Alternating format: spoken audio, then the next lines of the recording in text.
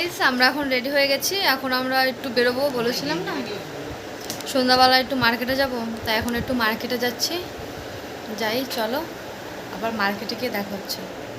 ও বাইরে বেরোলাম, বৃষ্টি শুরু হয়ে গেল। পেয়ে গেছি, বৃষ্টি কমলো ফাইনালি, দেন বেরোলাম।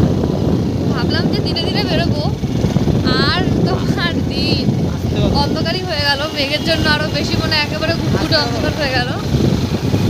যাই হোক চলো, তোমাদের সাথে বাজারে গিয়ে দেখা হচ্ছে। গোড়া বাজার যেতে যেতে এই যে বৃষ্টি শুরু হলো অঝোরে, আমরা আবার আটকে গেলাম, তাই আর গোড়া বাজার যাওয়া হলো না। প্ল্যান পুরো কপার্ট হয়ে গেল, আমি আর এদিকে প্রচুর বৃষ্টি, যাওয়া যাবে না গাড়ি। তারপর এখন একটু হালকা বৃষ্টি পড়তে কমতে আমরা বেরিয়ে গেলাম এই বৃষ্টির মধ্যে। এদিকে পুরো গঙ্গা হয়ে গেছে, সমুদ্র হয়ে গেছে। আমরা এখান থেকে কমপ্লিট, তাই এখন ভিডিও করছি।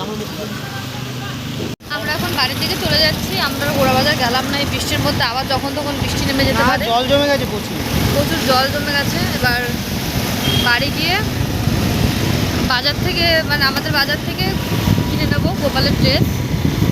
জলও জমে গেছে, দিনটাই পুরো বাজে হয়ে গেল। চলে এসেছি প্রায়, সব জায়গায় জল। তো এই দেখো এখন আমরা আমাদের বাজারে চলে এসেছি, এখান থেকে গোপুরের জন্য ড্রেস কিনে নিলাম।